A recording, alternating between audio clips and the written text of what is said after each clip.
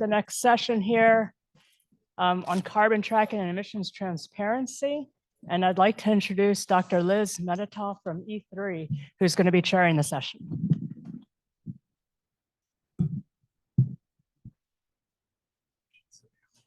All right, let's see.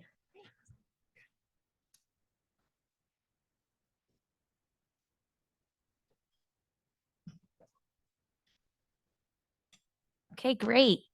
So given time, we're gonna get going.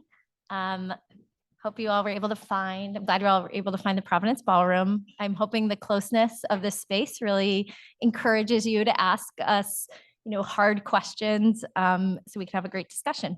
Well, Q&A at the end. So I'm excited to be here. Thank you very much to eSig for hosting.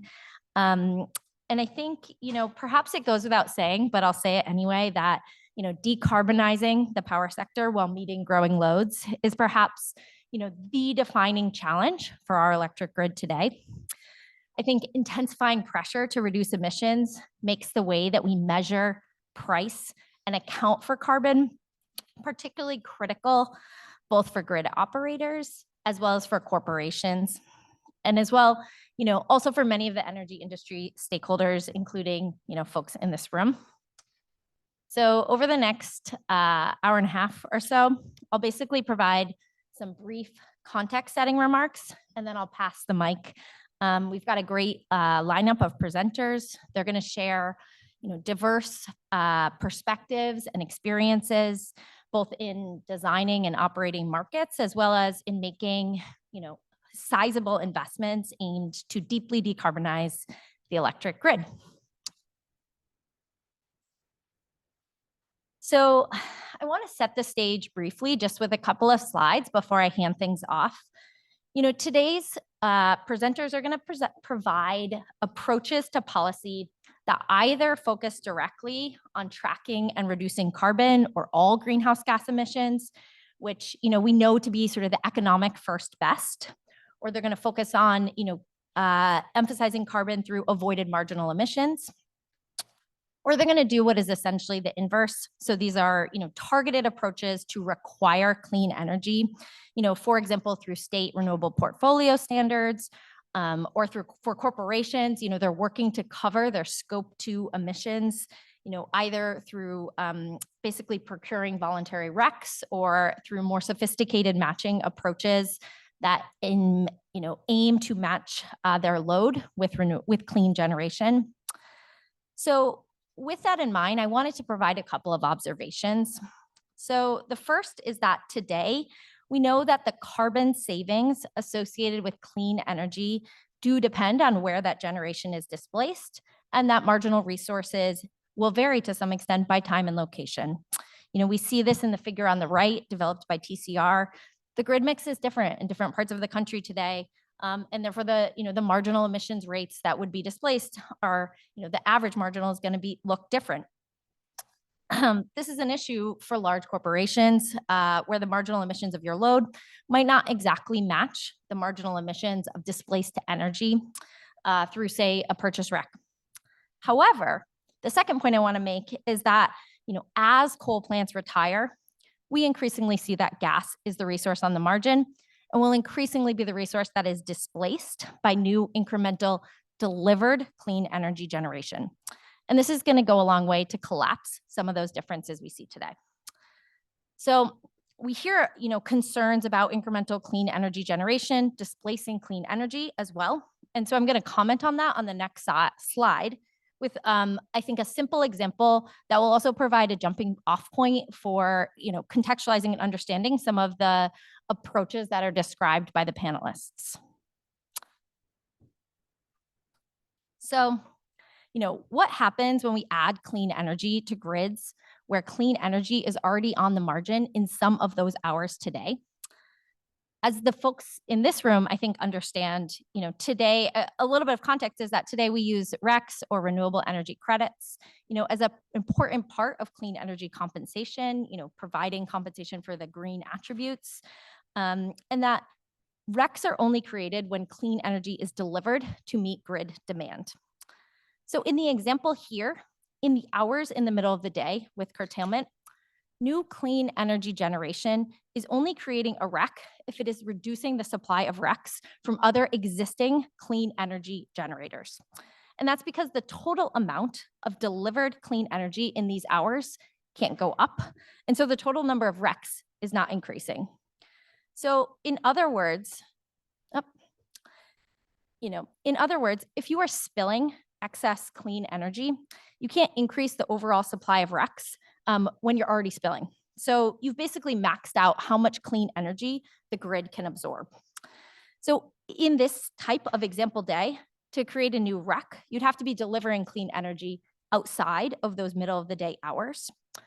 And I say this all to just emphasize, that REC markets today are kind of driving new clean energy generation in hours in which fossil is on the margin in order to actually deliver clean energy.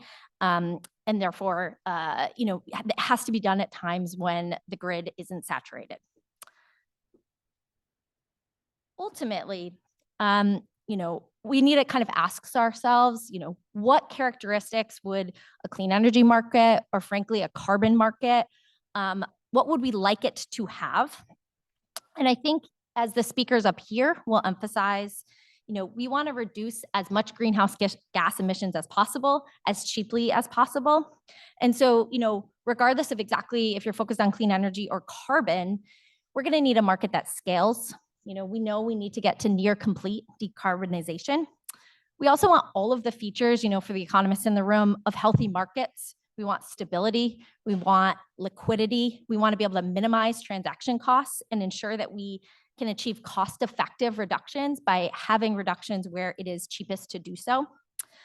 Some of the things I'm excited about hearing related to the way that we design markets today, we'll hear from speakers about how we balance things like regional market integration and coordination with trying to achieve these carbon goals. We'll also hear about, how we can get more accurate measures of carbon emissions. Of course, we want to ensure that the money that we're spending actually reduces emissions. And I think we'll hear about approaches to ensure that we are aligning consumption with clean energy generation, or to try to really make sure that we are reducing emissions as much as possible. And so we can think about some of the trade-offs there as well. So with that, I'm going to pass the mic. The speakers are all going to share kind of their progress in advancing strategies for carbon matching in the respective positions and markets. So, I'm optimistic that the insights that we hear, particularly, as I said, in this sort of closer, more intimate setting, will really inspire kind of some, interesting and hard questions and insightful, insights over lunch afterwards. So with that, I'm going to pass the mic to Jim Gonzalez, who is the Technical Director of Markets and Policy. Let's get it exactly right. Market Policy and Operations for SPP. Great. Thanks.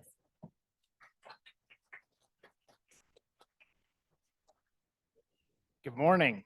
Can you hear me? I'm doing good. All right. Let's see. So happy to be here today. I wanted to share some of SPP's work with our stakeholders on greenhouse gas design, both pricing and tracking. Let's see. So for those not familiar with SPP, we're an RTO, primarily in the Eastern Interconnection, which we see over on the right side. So the full RTO model, where many of the functions are bundled together under one independent entity. But we've started to expand into the Western Interconnection. So both the RTO is expanding into the Rocky Mountain region. That work's underway. And then we also have a couple contract-based market options in the West. The Western Energy Imbalance Market, also in the Rocky Mountain region. Some of those utilities are actually moving from that imbalance market into the RTO itself as part of the expansion.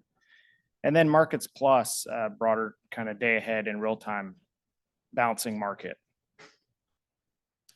Let's see. So as we've been thinking about greenhouse gas designs, SPP's been in an interesting spot, whereas in the RTO, if you remember the previous slide with the map with all the dots, there's a lot of green in the Great Plains states, which is also where SPP is primarily located. So we've seen quite a large expansion in non-emitting resources, primarily wind powered. And that was really all absent any kind of special GHG tracking or pricing program in the market. That was largely driven by the federal incentives to build wind, and there being a lot of wind in the SPP footprint. So we saw a really big expansion of clean power in the RTO. But over the last few years, especially as we've begun to expand into the Western interconnection, what we see is in the RTO, we're beginning to investigate emissions tracking and reporting services for both the East and Western interconnections, the portion of the RTO and those footprints. That's primarily driven by the state of Colorado, some of the utilities in that state moving into the SPP RTO. And then for Markets Plus, there's been a lot of work in both a pricing and tracking design for that market, which is separate from the RTO. So as we started to work on the different designs for both market options, we really separated it into two efforts, and we wanted to work on them separate and distinct from each other. We had a pricing design where we really wanted to provide an avenue where the market could really just acknowledge that there are states or zones that have these pricing programs, whether that be cap and trade or cap and invest, and that the cost of emissions really needed to be part of that economic optimization in the market. And that we wanted to make sure that since this wouldn't be a footprint wide initiative, again, these are largely state driven, that there's a way to attribute any of those costs specific to the zone in order to make sure we have a transparent market settlement. But then separate from that, a variety of states have different carbon tracking programs, emissions reduction programs. So we needed to have a way to where we could really kind of unwind the economic dispatch of the market and try to better report which resources are supplying which loads and how those emissions should be allocated.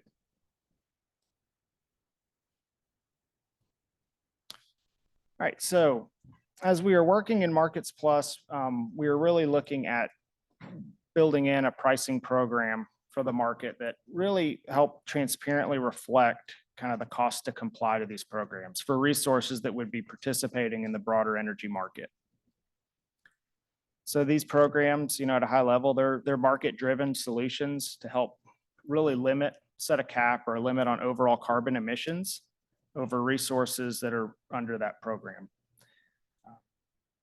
Entities subject to the program, they have to obtain allowances equal to their covered greenhouse gas emissions, and that these are primarily purchased through quarterly auctions hosted by the program. But then there's also a secondary market where these allowances are traded back and forth. So all of that's happening really outside the energy markets that the RTOs would administer. So as we started looking at how could we fold that in to the SPP administered market for Markets Plus, we really looked at this, we wanted to make sure there was a way for these resources generators participating in the market to include these costs of compliance in their resource offer, while still allowing the ability for any kind of self-commitment outside of the economic stack. And then once we have those costs, we need to create a new constraint inside our clearing engine. So that way, when we're optimizing to reduce production costs, we can also take into account the cost of compliance for a portion of the footprint under these programs. What that looks like is really kind of like an overlapping power balance constraint, similar to what you'd have for energy, specific to the emissions. And then we would define the different demand curves and BRL limits to help ensure that we have rational pricing. So as we looked at this, what we saw is that these zones, they're zonal. It's a state, so it's a zone, not so much a nodal issue, that we would end up with really zonal GHG pricing, specifically marginal GHG pricing for the zone, and that we would define these different zonal boundaries and assess different rates for any imports into the zone. So as we began to drill down into that design with stakeholders in the West, what we saw is that we could translate the cost of compliance to the program into $1 per megawatt hour value, which goes really well. That's how energy is offered into these markets. And that we could use that offer information and the constraints to determine a marginal GHG price for the zone. As part of the market optimization, while reducing the cost to produce energy, we would also have a reduction on the cost of compliance with the program for the zone. And those two kind of overlapping power balance constraints would kind of ebb and flow with each other. And that would allow us to both minimize total cost to produce for the market while still reflecting the compliance zone's preference to reduce emissions. Coming out of that optimization, we end up with prices, informative prices that represent the marginal cost to comply with the program for the zone. And then as part of that pricing outcome, we also need to make sure that we have an understanding of how the supply is attributed to the zone. So there's resources that are geographically and electrically located kind of within the state, within the jurisdiction, but there's also external resources that may have contractual obligations to supply those clean attributes to the zone.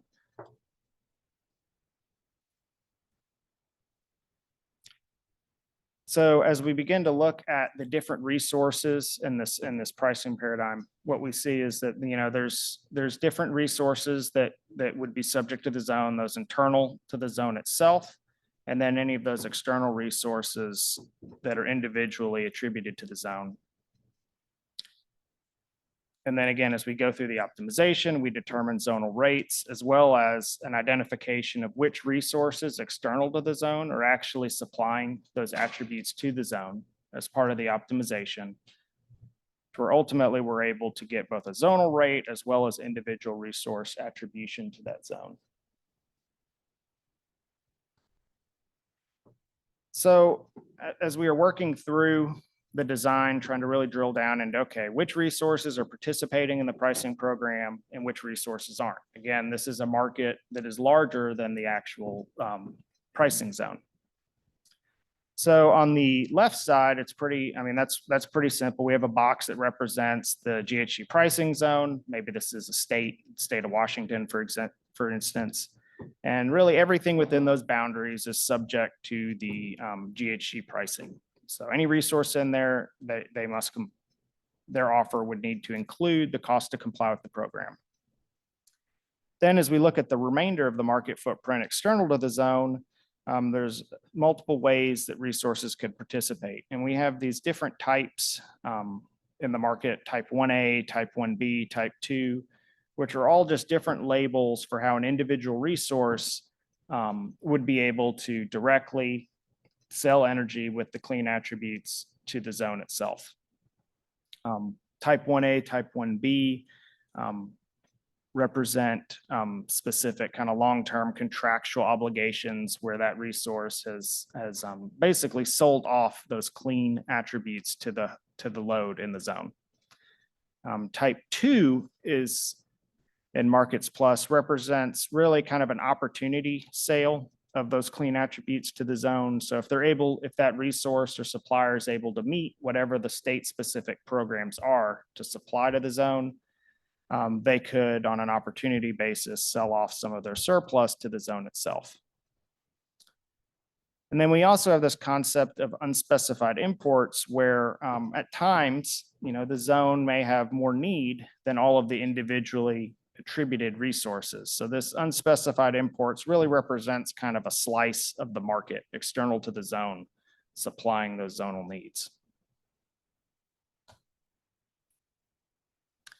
So again, spoke to this a little earlier, but we have different resource types. Again, the type 1A, type 1B, those are all prearranged. They're based on contractual obligations. They always, for all practical purposes, they're more or less kind of like modeled as if they're in the zone itself.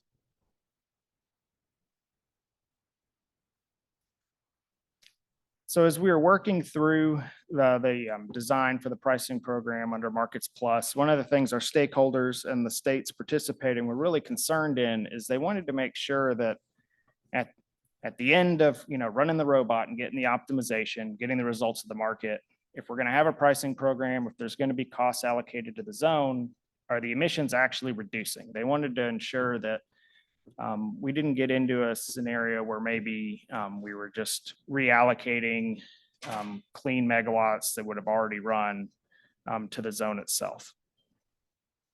This has a lot of different names. There's leakage, redesignation, secondary dispatch, but all of it is really just to put constraints on the optimization to ensure that there is a reasonable reduction in emissions as part of the pricing program.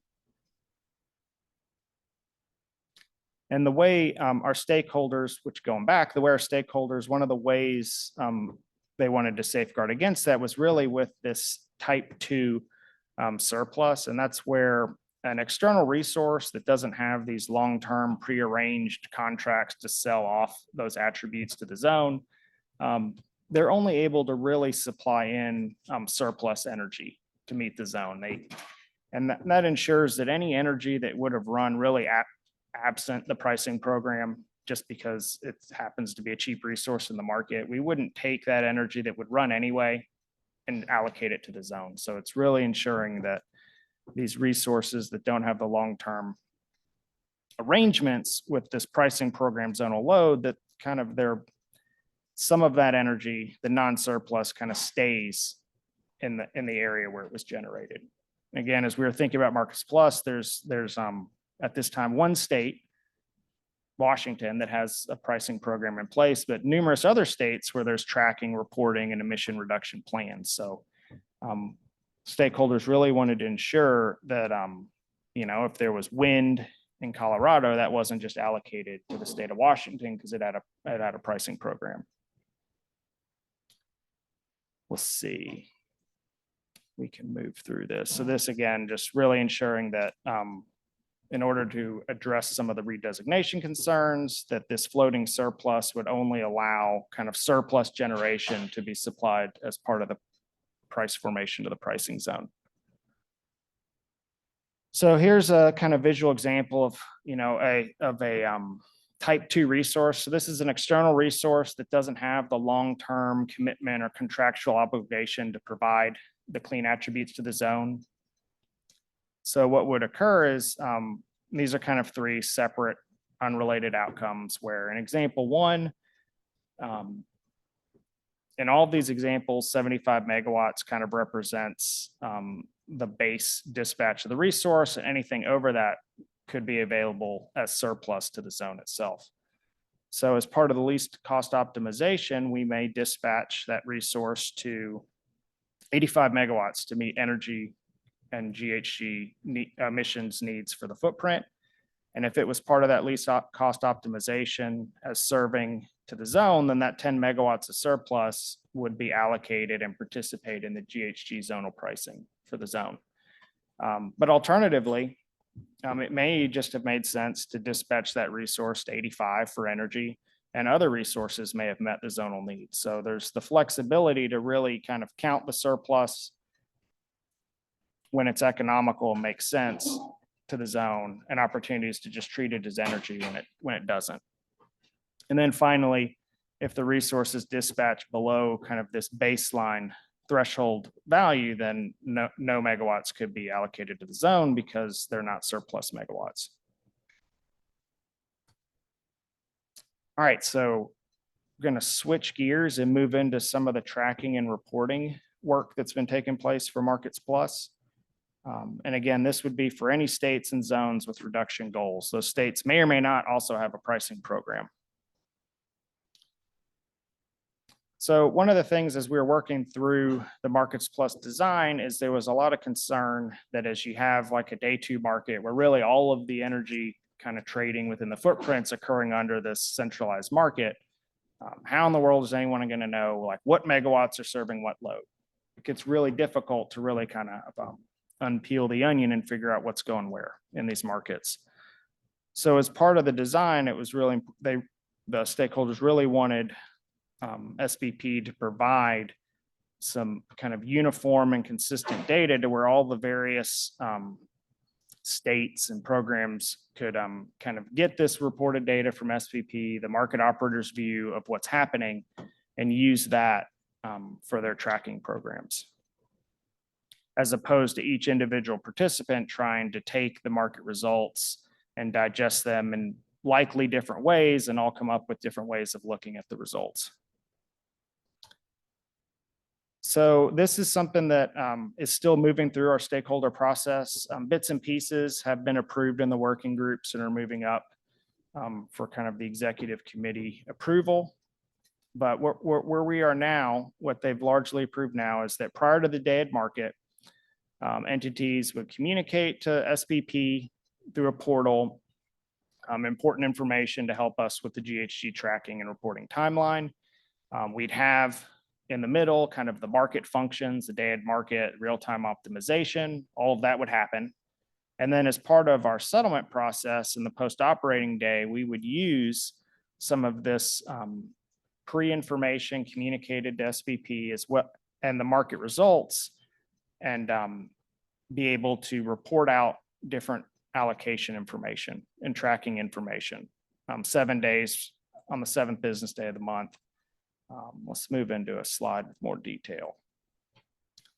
So there's really multiple phases of the tracking. There's the initial mapping, which is a long exercise of really trying to understand for each load serving entity in the market footprint, kind of what's their resource portfolio, what resources are meeting their load obligation, are there any contractual sales, especially related to the clean attributes to other participants in the market, and really understanding how all of the different supply is mapped to the different load.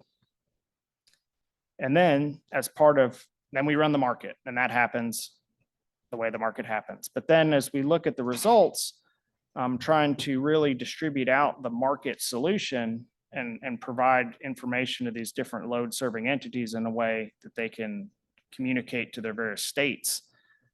For GHG tracking, we have to determine, okay, as part of the market optimization, which megawatts are serving which loads. And we have this concept where if an entity has plenty of supply, that supply cleared and was dispatched in the market, then obviously their supply stack was serving their load. It's a pretty straightforward calculation. They know their emissions factors. We know their emissions factors, and we're able to provide that for that load serving entity.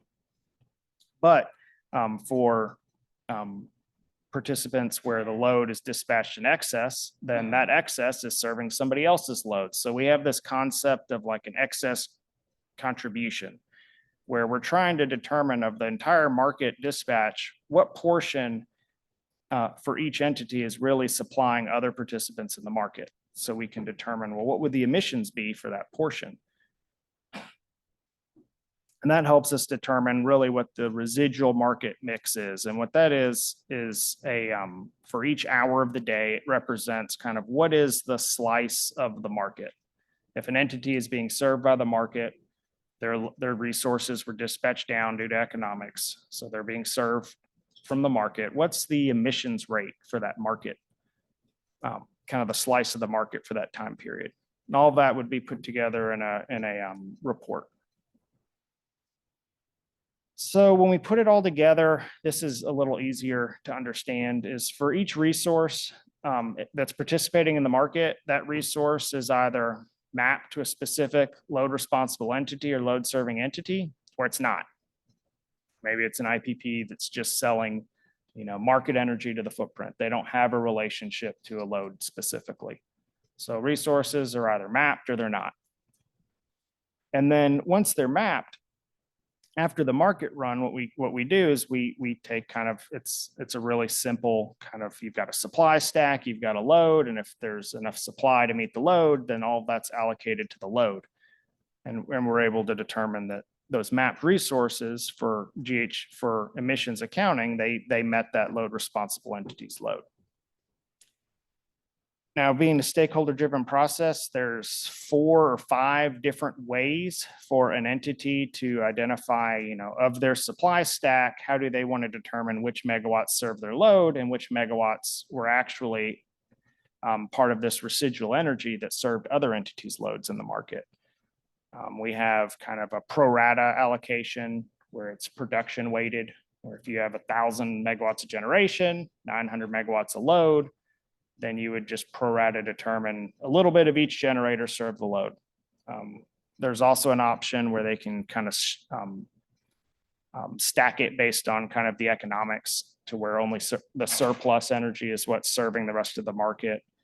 I think we gave a couple other options where they could just give us kind of any stacking they wanted, and we would consider that, really trying to provide the flexibility to whereas each of these participants in the market can reflect to SPP kind of how their resources should be stacked in order to provide useful information for GHG accounting.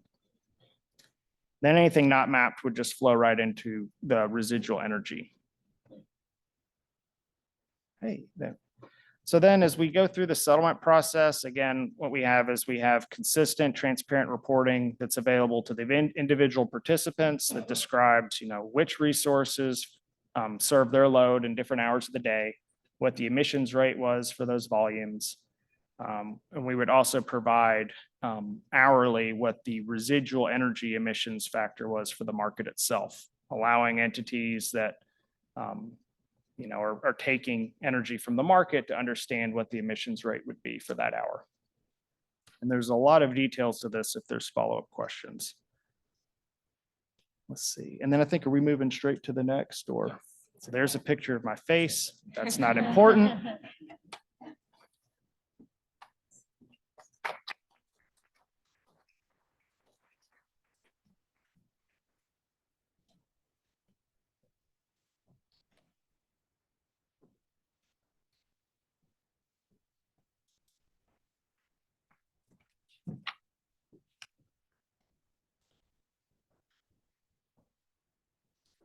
Hi, everyone. Good morning. My name is Sylvie Spewak. I'm a senior policy developer at the California ISO.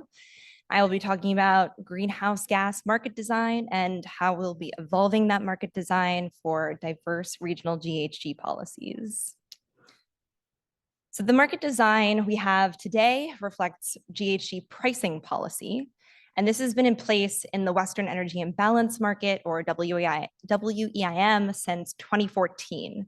And we'll be extending this price-based policy in the extended day ahead market, which goes live 2026. As a regional market, we tend to defer to the decisions of regional market participants on how each state or jurisdiction sees best to pursue decarbonization policies. We understand that a price-based policy won't do the trick everywhere. There's no one-size-fits-all solution when it comes to data and when it comes to market design. So the stakeholder-led GHG coordination effort is exploring various proposals to support these diverse Western policies. If you're very entrenched in the way markets work, this might not be news to you, but it's a really important concept when we talk about how to support these diverse policies. Market participants bring resources to the table, and the market determines how to meet demand at least cost and how to set efficient prices. And this means that what's dispatched and accounted for through the market might be different in any given interval than what a load serving entity brings to the table. And this graphic that you see on the right tells you the total volume of transfers between all of the balancing authority areas in the WEIM in Q4 of 2023. So you see there's a lot of flows of power in and out of these balancing authority areas. And when we calculate market transfers, usually we do this at a BAI level, and we do it based on economics. We don't follow the flow of electrons. It's all done economically. And what this means for GHG accounting really depends on the type of clean energy policy that we're talking about. So there's three broad buckets of GHG policies that we see in the West. The first is renewable portfolio standards or portfolio-based policies, where you might show compliance via an IRP. You show that you're complying with this policy by showing your owned and contracted resources. So regional integration is a really natural complement to these types of policies. But things get a lot trickier when we talk about price-based policies and non-price-based or absolute zero emissions reductions policies. In a price-based policy, you want market prices, which tell you the value of resources, to reflect the appropriate value of these resources, which looks different in different jurisdictions with a price-based policy. Non-price-based policies get even trickier when jurisdictions, unlike a portfolio-based policy, require that utilities not only show what they own and contract for, but also account for the transfers from the market, the emissions that are coming from the market during those periods of imbalance. And so this is an area where stakeholders are continuing to discuss various proposals, both in the market and out of the market for accounting. So when it comes to a portfolio-based policy, where the requirement is just to show that you have a certain amount of renewable energy, the regional market is a natural complement because it increases the utilization of all of these renewable resources. And the CAISO provides a lot of data to show you what's going on in the market. Here's 2 examples of the emissions associated with energy serving load in the CAISO BA. And we're able to be resource specific when it comes to these transfers because we have an economic mechanism to do that. So price-based programs and market efficiency. If you go to OASIS, you can see that we published the allowance index price for California and Washington. Those are the 2 states in the West that have a price on carbon. Different jurisdictional preferences for how GHG costs show up in the market can impact a least cost solution and the relative value of one resource compared to another. And sometimes if you go to OASIS, which I know is everyone's favorite activity, you'll also see a GHG component of LMPs. And we get feedback sometimes that it's interesting that the GHG component of LMPs is 0, even though we know the supply stack might be emitting, and that it rarely perfectly correlates with this allowance price. So I wanted to take some time to explain what the marginal cost of GHG means within the context of a regional market. Simple example, if you consider the same 2 resources, A is a clean resource, we can say it's hydro, B is an emitting resource. If we consider the entire market as unregulated and we just need one of these, we might dispatch A. But if the entire market was regulated by a carbon price, or sorry, we would dispatch B. But if we consider the whole market as regulated under a carbon pricing policy, we would want to dispatch A. If we need 2 of these resources in the non-GHG regulation area, A would set the clearing price and B would receive a relative benefit from that clearing price. It receives revenue from these clearing prices. But in the GHG regulation area, we would want B to set the clearing price and A, the more expensive but relatively clean resource, to receive that market surplus.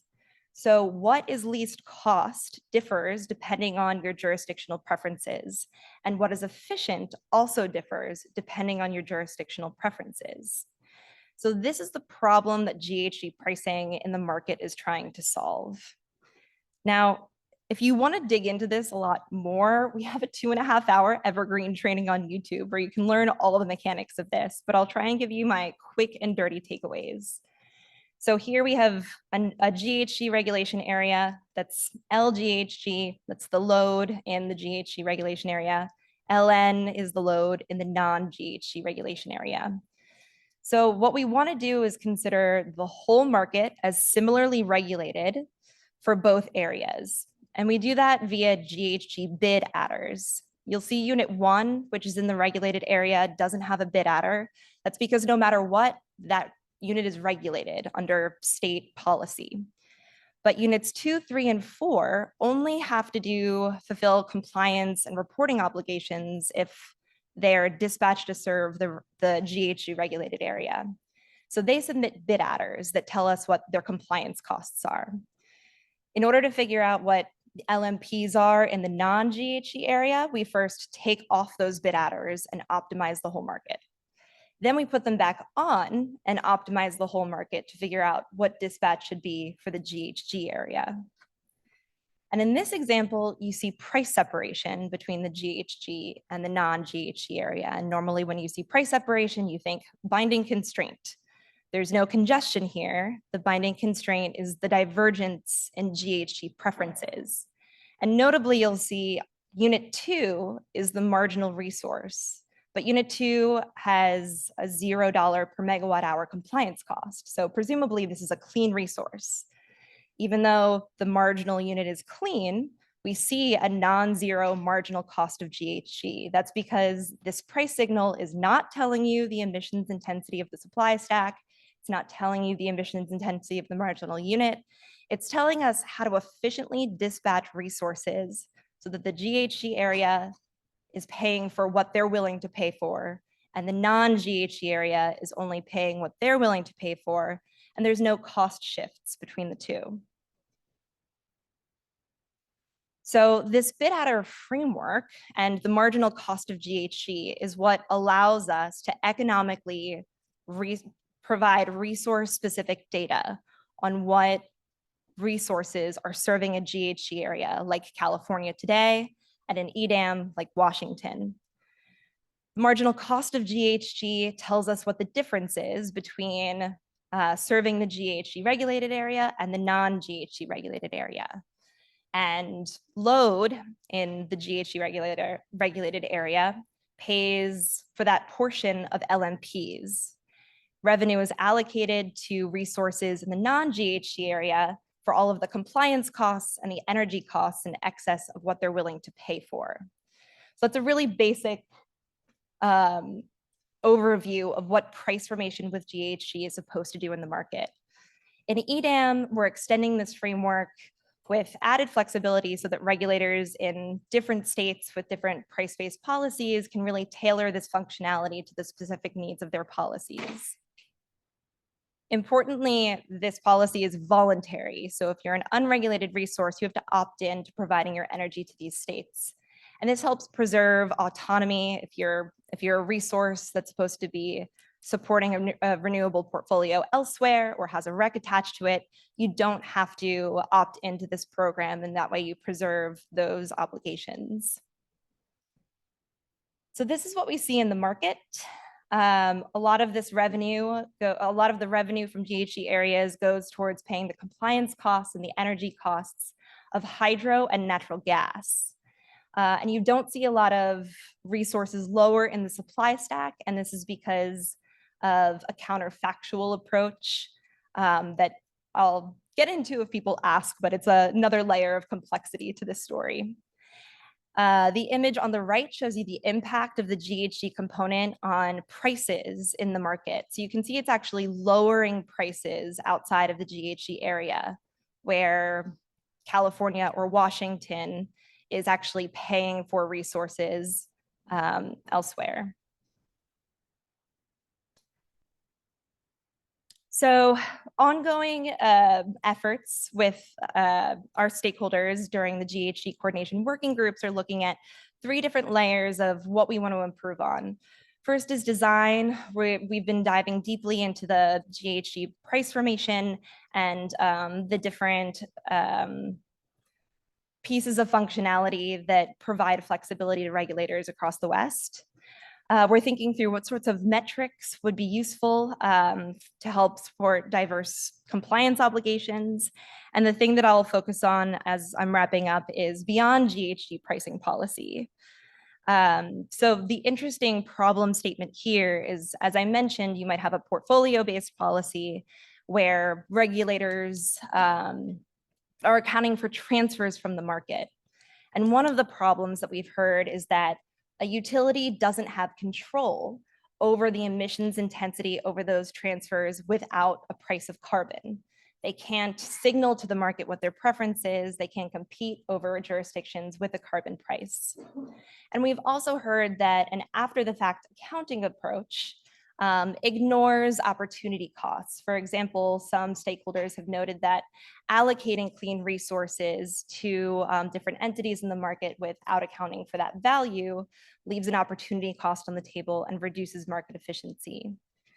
So one of the ideas that we're thinking about is an emissions constrained dispatch approach. And this is pretty similar to the price-based approach that we have today, where instead of having a GHG compliance cost attached to the bids, we would just signal that they are eligible to serve an area with some nominal value, and we'd set a constraint in the market.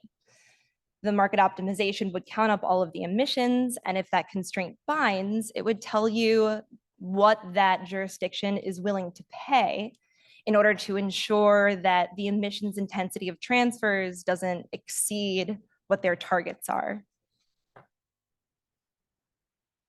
And the other approach that we're thinking about with stakeholders is the accounting and reporting approach. And this is pretty specifically intended to do things like facilitate a residual emissions rate calculation and prevent double counting of clean resources.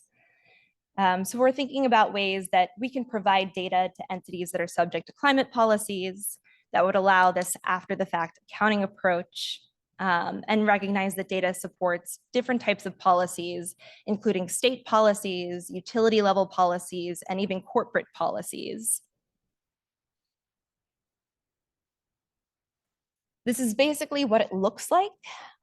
Today, we actually already provide data that shows you the emissions, the average emissions intensity of the entire system at a 5-minute granularity. It is not an OASIS.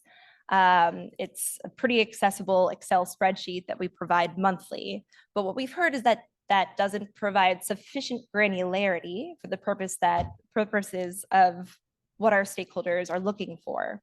So one, if you think of the average emissions intensity of one bookend, this is the other bookend where we're increasing the granularity of this reporting to be at a state, LSE, or energy user level.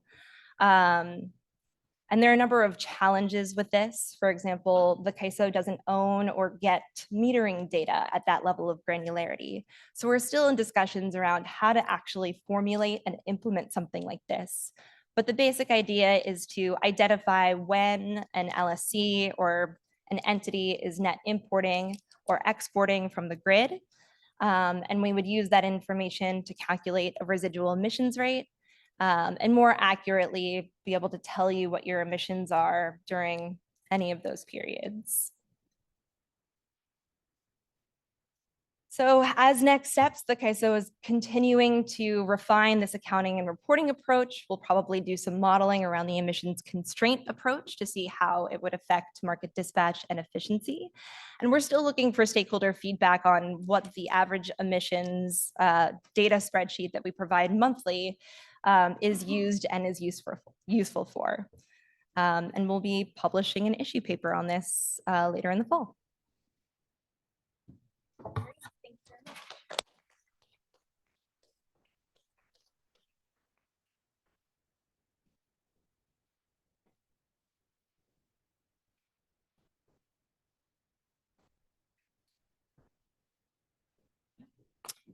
All right.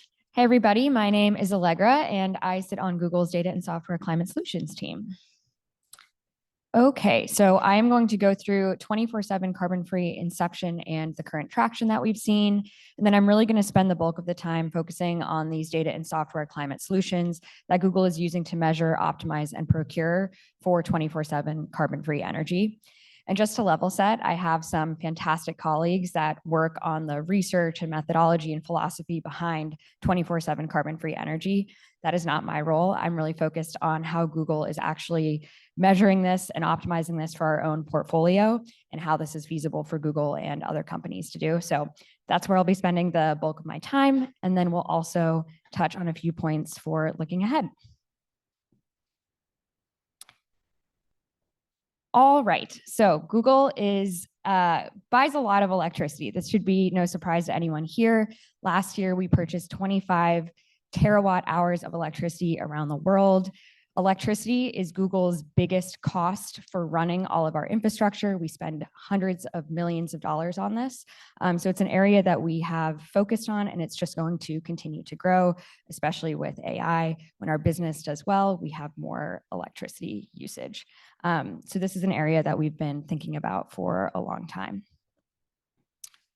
Right now, though, the current accounting standards don't require that the renewable energy that we purchase has any location standards or time standards associated with how we use it. So for big corporations, the Greenhouse Gas Protocol allows companies to purchase renewable energy to lower their carbon emissions. However, without these location and time constraints, companies are able to have a lot of flexibility in how they do this. For example, our data center in South Carolina, if we wanted to, we could be buying renewable energy in India and claiming that our data center in South Carolina is running on renewable energy. There also isn't a specific time requirement associated with it. It's done on an annual basis. So if we look at this graph on the right, that flat dark gray line is similar to what a data center profile looks like over the course of a year. These green lines would be the renewable energy. As long as you sum up all of the green and it equals all of the gray at the end of the year, you could say that you have zero emissions in that specific region. But you can clearly see there are huge gaps of time where we would still be relying on the grid, and that grid could be a dirtier grid. So that takes me to Google's 24/7 carbon-free energy approach, which we announced back in 2020 of how we're planning on decarbonizing our footprint. So for the renewable energy that we buy, we require that it is bought in the same grid where we're actually using the energy and that it's matched in the same hour we're using it. So when we say the renewable energy that we're using, we mean that that energy has been generated in the exact same hour in the same grid where we're actually using it. And this is what our global portfolio looks like today. And we can see that this map kind of makes sense. Europe has been thinking about this for a long time. Most of our operations in Europe are between 75 to 98, I see Finland, % running on renewable energy every hour of every day. The US falls somewhere in the middle, ranges from 30 to maybe 70%. And then APAC is definitely our biggest challenge region. Our Singapore data center is running on 4% carbon-free energy every hour of every day. But you know, this map does make sense. This is the area where we're spending the majority of our focus. It helps us figure out where we need to be working with regulators and utilities and governments to unblock bottlenecks to developing renewable energy. And there have been a few other companies that have now joined us in this. So the Climate Group in 2014 announced RE100, which sets that global match standard. And it really catalyzed a lot of companies to set this goal of running on renewable energy when you do that global and annual match. Hundreds of companies have now signed up for that. It was a huge catalyst towards having corporations start investing in renewable energy. Just 2 weeks ago at New York Climate Week, the Climate Group announced this next version of RE100 called the 24/7 Carbon-Free Coalition, which Google, along with a few other companies, AstraZeneca, Iron Mountain, Shree Cement, AirTrunk, and Vodafone, have all joined to really start catalyzing this movement towards 24/7 carbon-free energy. Okay, now onto the fun stuff. So there are 3 major areas that I focus on when it comes to acting on this goal towards 24/7 carbon-free energy. The first is how we measure that. There's a lot of data that's involved in actually doing that. So the measurement part is actually a big part of my focus area. Optimization, how can we optimize when we're focusing on hourly? And then how do we procure, really taking into account that we need to have those restraints in relation to both time and location. Okay, so starting with measuring regionally and hourly. So there are a few areas that I spend the most of my time on when it comes to getting good data for. So the first is consumption. To be able to calculate our 24/7 carbon-free energy score, we need to know on an hourly basis how much energy we're actually using. So this is collecting our hourly consumption data from our data centers, also our real estate portfolio, that is 5% or less. So data centers is really my focus area. And we're able to get this information from utilities or energy suppliers, depending on the structure. The next one is that production data. So Google has PPAs all over the world. We need that hourly level of data so that we're able to match that against our consumption. And this data can be collected from suppliers, developers, schedulers, TSOs, energy hubs in some European regions, and registries in some cases also have that hourly data. That next level is the renewable energy certificates. Hourly REC data is available at some registries, though not all, but for the ones where it's not available, we need to match that on an hourly basis with that production data from that previous category, and we use the energy tag standard to convert that into hourly RECs, also known as TEECs. And then that last one is the grid emission data that we need on an hourly basis for all of the regions in which we operate in. Okay, so now how we get all of that data into one place. We use a company called FlexiDAO, which is a startup that's based out of Barcelona. There are a few other companies similar to them to bring our hourly production, consumption data, and our rec data into one place. So this is a screenshot I took from the tool from sometime last month in a specific region. That flat dotted line is our energy consumption at a data center. The dark green is coming from renewable energy from a PPA that we have that's being matched on an hourly basis. We can see those orange bars above is the excess energy. The light green is the renewable energy coming from the grid, and the gray is non-renewable energy coming from the grid. So this gives us a really good view of how this specific region is doing on a 24/7 carbon-free energy basis.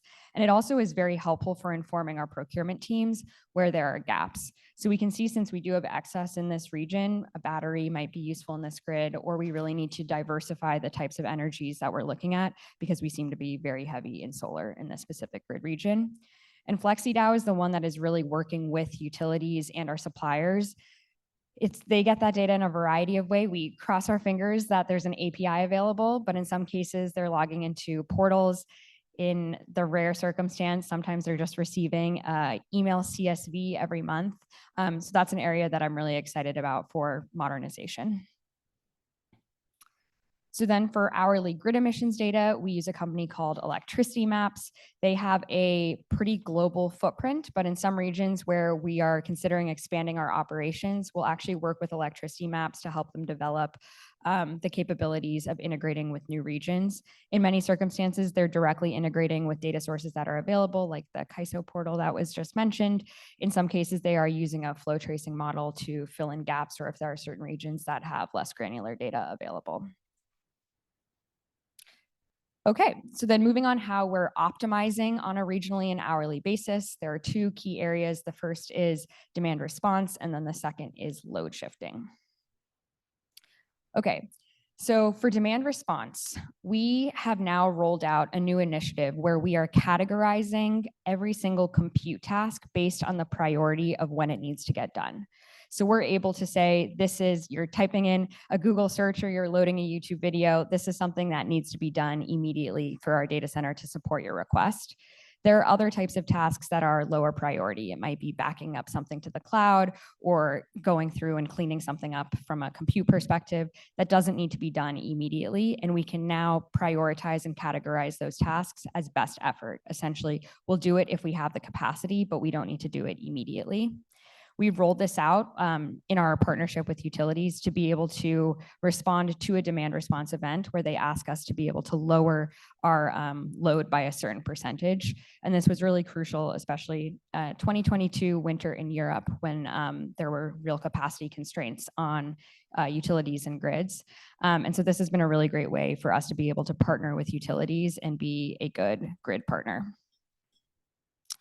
So then using a very similar capability to what I just mentioned is hourly shifting. So using electricity maps and this hourly data as well as forecasted data, we're able to figure out when the sun is going to be shining and when it's going to be a dirtier grid. And we're able to shift the load so that we can push more load to happen when the grid is cleaner. And this allows us to take advantage of having access to this data. And if we didn't have our hourly data, we wouldn't be able to optimize on this. So just a point of why having granular data is very important for us to then be able to take advantage of.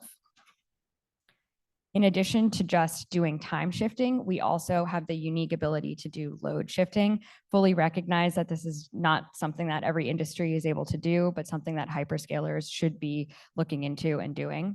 So we're able to see, let's say this is a higher priority task. We don't need to actually do it in the data center, that specific data center that might be running on a dirtier grid. We can shift that task from a data center that might be on a dirtier grid to a data center that's on a cleaner grid. So we have the ability to both shift compute tasks, both based on time, but then also location.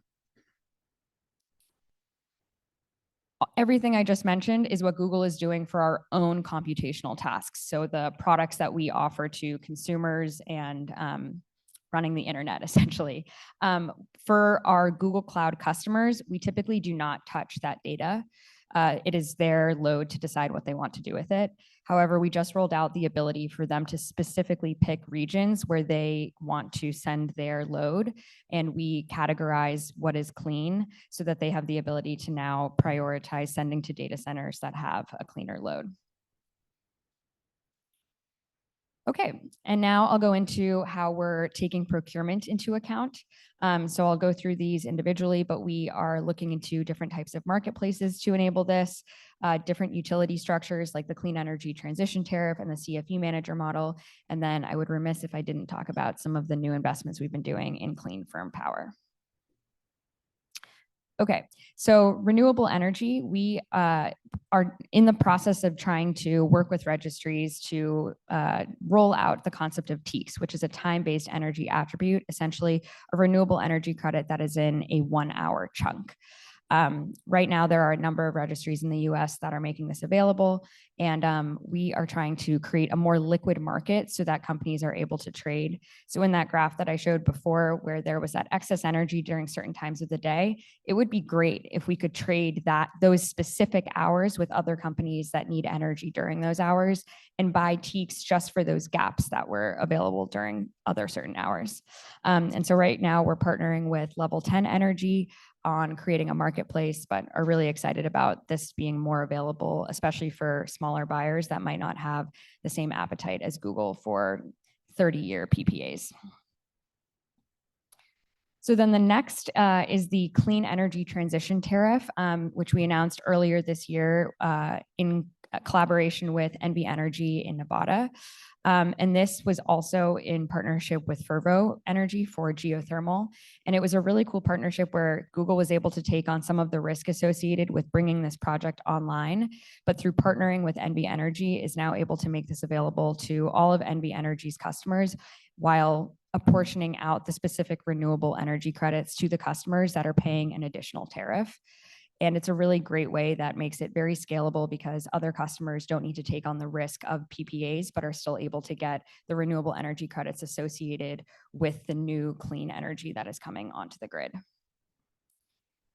The next one is a CFE manager model, which is slightly different than what I just mentioned. Typically in these circumstances, we'll partner with a utility to say, what do we need to do to get this data center to be running on 70% renewable energy? And the utility that is also investing in lots of renewable energy around their grid will be able to apportion the renewable energy credits that match up to whatever deal that we create with the utility to provide those renewable energy credits to the buyers that want to buy the additional RECs with their renewable energy.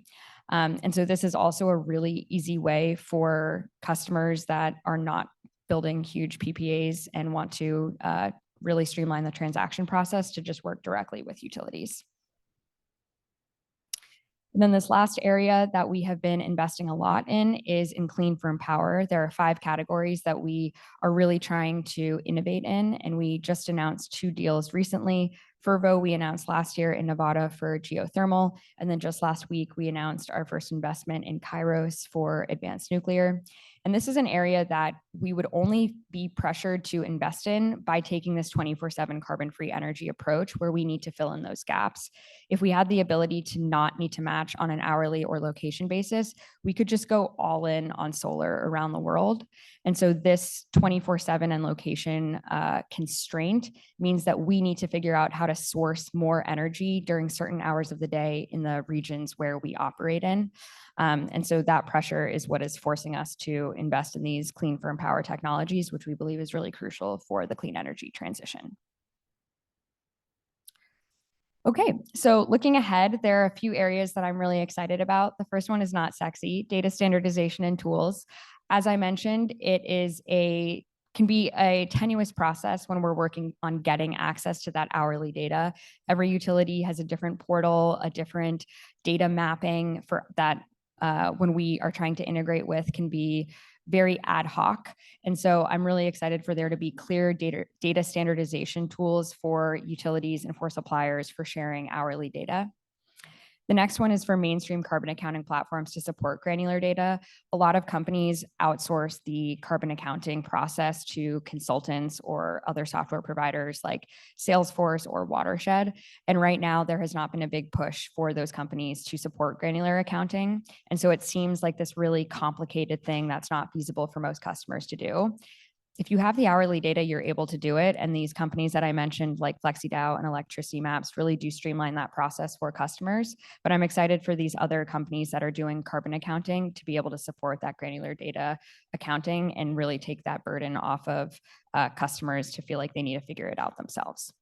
And then the last area is for battery operators to lean into 24/7 carbon-free optimization and tracking for TEECs. In that example I showed with our excess energy during certain hours of the day, it's a great opportunity for us to have a battery in that region to be able to shift the renewable energy based on when we need it. However, there needs to be strong standards in place and traceability so that we know that we're charging that battery on renewable energy and discharging it during the hours when we need it. So I'm excited for there to be more or clear standards around batteries. All right, that is it for me. Thank you so much.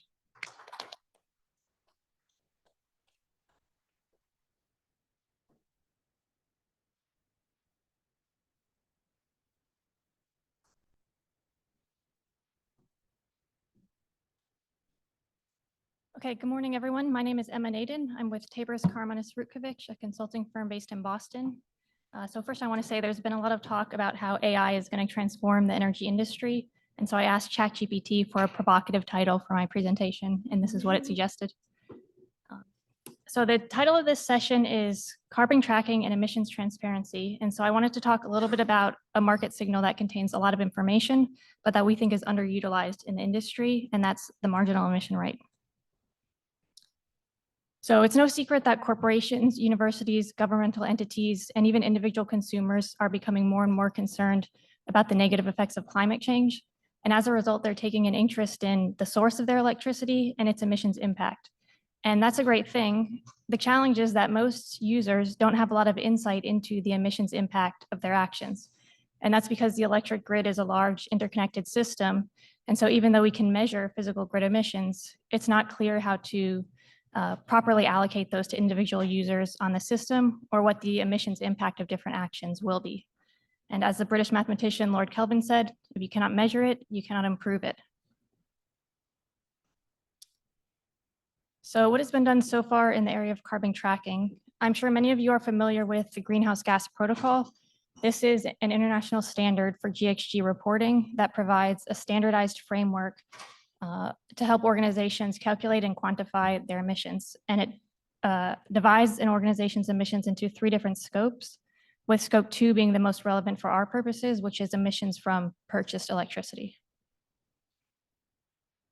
And the GHG protocol guidance documents describe 2 different methods for quantifying emissions from purchased electricity. The first is called the market-based method, which allows organizations to match their usage with contractual instruments for renewable energy on a per megawatt hour basis. So that's essentially the REC. If you purchase an amount of RECs equal to your usage, then you're carbon neutral according to this method. And the second method is called the location-based method, which uses the average emission rate of the local grid to convert megawatt hours into an emissions footprint. And typically these are used together. So some percentage, maybe 100% of the organization's usage will be offset with RECs, and then the residual amount will be multiplied by an emissions rate to quantify a carbon footprint. And so let me go back, I forgot to say. So if you kind of look at these formulas, this framework incentivizes organizations to procure as much renewable energy as possible or as many RECs. And it's been very effective in doing that. Having a standardized accounting framework has catalyzed a tremendous amount of corporate investment in renewable energy. But we can also, what is also true is that from a carbon abatement standpoint, all renewable energy is not created equal. Practically speaking, the way that renewable energy reduces grid emissions is by offsetting the need for generation from other emitting sources of energy. And so the actual emissions impact of renewable generation depends on which competing generation resources are being displaced. So as an example, this is the supply mix for a recent day in CAISO. The green section is renewable generation, which in CAISO is mostly solar. So if I'm a developer building a solar project in CAISO, then I'm risking curtailment or offsetting other renewable generation. And from a carbon displacement perspective, it's probably more effective for me to build that project in a part of the country where it's going to be displacing emitting resources. Here's a second example. This is average emission rates over a 24-hour period, again in CAISO. So the teal line is the average emission rate and the gray bars are renewable curtailment. So if we look first at the average emission rate curve, we might conclude that it would be best for us to shift our load to the middle of the day when the average emission rate is lowest and try to avoid the late afternoon and early evening when the average emission rate is increasing. But when we layer on the curtailment data, we see actually that's not true because there is system curtailment in the afternoon or the late afternoon.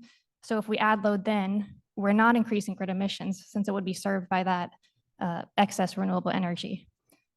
So what I hope to illustrate with both of these examples is that the time and location of renewable energy matters when it comes to displacing carbon emissions. Two projects of equal size and type can have vastly different environmental impacts depending on where the project is located and how it interacts with load and other generation resources in that location.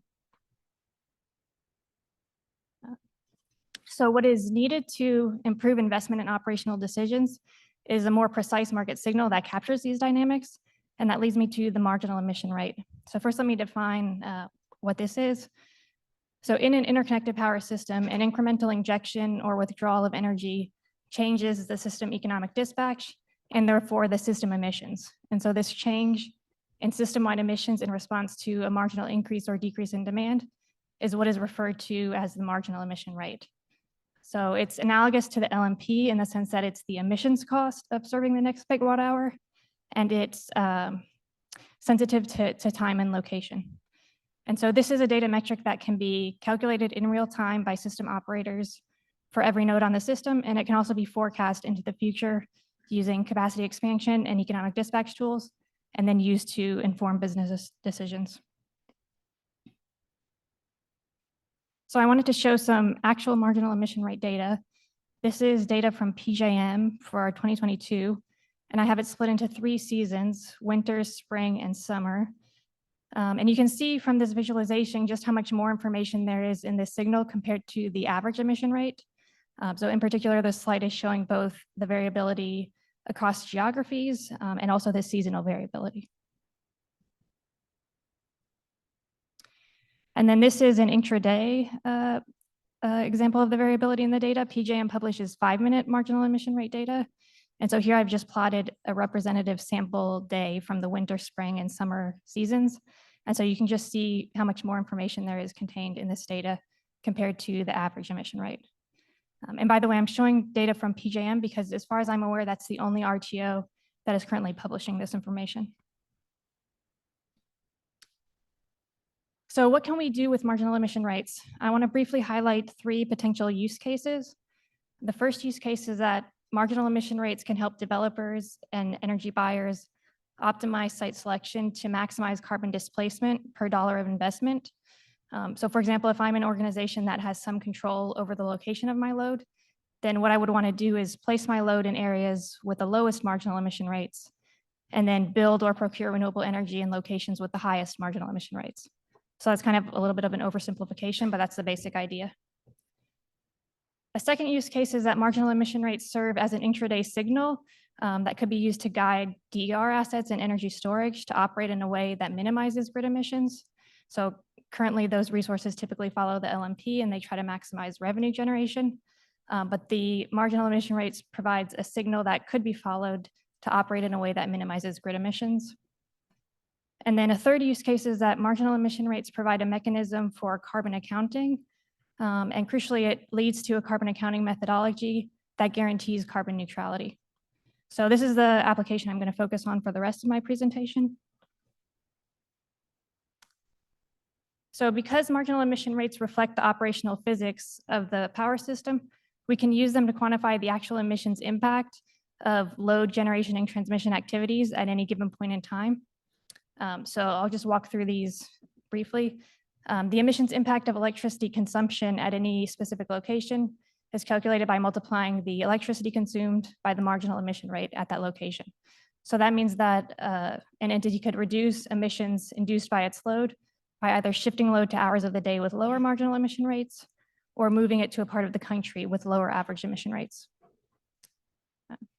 For generation, the emissions impact of generation is calculated by multiplying the quantity of generation by the difference between the generator's physical emission rate and the ELMR at that location. So another way to formulate this is that it's the difference between the emissions released and the physical or the system emissions displaced. So a resource could release emissions, but still have a net negative impact on system emissions as long as its own emission rate was lower than the marginal emission rate. Because that means that it's displacing generation from a resource that has an even higher emission rate. And then for transmission, the emission impact is calculated by taking the differential of the marginal emission rate and multiplying it by the flow. So a key result is that these equations lead to a mathematically accurate way to allocate physical grid emissions, because it can be shown that when you attribute emissions in this way and sum across all elements of a closed system, that what you get exactly equals the physical emissions released. And that's what is listed here as the carbon footprint theorem. So quantifying an entity's carbon footprint under this methodology means applying the formulas on the right to all of the load, generation, or transmission owned or associated by an entity. And then achieving net zero means that that sum is zero. So next, I want to briefly show how that can be applied to an actual system. And what I'm going to show next is ongoing work for the Maryland Energy Administration. So we have gotten their permission to discuss the work, but any opinions expressed are my own and do not reflect those of MEA. So Maryland has some of the most ambitious greenhouse gas reduction goals of any state, particularly among the PJM states. It has a goal to achieve net zero GHG emissions by 2045 across all industries. And then in the electricity sector, it has established a new clean power standard that requires 100% clean energy by 2035. And so that sort of poses a question that is becoming more and more relevant, which is, what does it mean for a state to decarbonize when that state is part of an RTO where resources are jointly dispatched and load in one state may be served by generation located in another state? So marginal emission rates can help answer that question. So bear with me as I go through this. I'll try to condense a long study into a few different slides. In order to develop a decarbonization pathway, we basically approached it with a four-step process. So first, we used the marginal emission rate-based carbon accounting methodology to quantify the state's carbon footprint for a recent year. We then developed a base case capacity expansion model to simulate capacity expansion across PJM in a business as usual environment. And then we used the results from that to quantify the state's simulated carbon footprint in 35 in a base case scenario where they didn't take any specific actions to reduce their emissions. And then we added some additional constraints to our capacity expansion model to force their carbon footprint to zero by 2035. And the results of that provided the incremental additions and retirements needed to achieve net zero. And then the final step was we just ran those results through the economic dispatch model again to confirm that with those additional resources, the state's carbon footprint does drop to zero. So let me quickly just take you through those results. So as I mentioned, the first step was to quantify the state's carbon footprint for a recent year. So in order to apply those formulas from the previous slide, we needed 4 key data sets: hourly load, hourly marginal emission rates for generator nodes and load nodes in Maryland, hourly generation for all the units in Maryland, and then the corresponding hourly emissions. And so using those formulas, we quantified the emissions impact of the state's generation, transmission, and load for every hour of the year, and summed those to arrive at a single carbon footprint number for the year, which in this case was 36.5 million short tons, which is about twice the physical emissions from Maryland generating units. And that just reflects the fact that Maryland is currently importing about 40% of its energy requirements from PJM. So in this figure, everything above the x-axis is positive emissions attributed to the state, That includes emissions induced from Maryland load, net emissions from thermal generators in Maryland, as well as a small amount from congestion. And then everything below the x-axis is emission offsets from clean energy. So then, as I mentioned, the next step was to perform a business as usual capacity expansion through 2035. And so this is just the capacity expansion that would be expected based on current policy, not including anything additional for the new net zero goal. So in this scenario, what we saw is that nuclear capacity remains at current levels through 2035. All the coal capacity in the state and some steam capacity retires. Gas capacity increases a little bit, and then renewable capacity increases to a combined 3 gigawatts. And so with those capacity changes, we ran those through the economic dispatch model again and extracted those 4 key data sets, quantified the carbon footprint. And in this case, we see that the state's carbon footprint drops to 23.2 in 2035. So that's the expected carbon footprint if they don't take any specific actions to achieve their goal. And then the next step was using that number, we added some additional constraints to the capacity expansion model and reran it. And that provided the decarbonization pathway or the incremental additions and retirements needed to achieve net zero. So in this particular case, the model added 9.6 gigawatts of additional non-emitting energy, which included a large chunk of nuclear, as well as offshore wind. Maryland has a lot of offshore wind capacity. And then the model retired an additional 632 megawatts of emitting capacity. And so based on those capacity changes, this is how the dispatch changed. And again, just for the sake of clarity, the capacity changes I showed on the last slide are specific to Maryland, but that change in capacity impacts dispatch across PJM. So this is the PJM change in dispatch. There's additional generation from offshore wind, nuclear, that's the new capacity in Maryland. And that primarily displaced combined cycle generation across PJM. And that change in dispatch resulted in a PJM system-wide emissions reduction of 23.7 million short tons. And that emissions reduction can be fully attributed to Maryland, which is a result of the carbon footprint theorem that I showed previously. And just to confirm that, we ran those results through the economic dispatch model again. And under this scenario, net negative emissions from the new clean energy completely offsets emissions attributed to Maryland's load, and their carbon footprint drops to negative 0.08 million short tons. So reaching the net zero goal. So that's all I have. If you want to talk about any of these topics in more detail, you can find me between sessions or use this email address listed here. Thank you.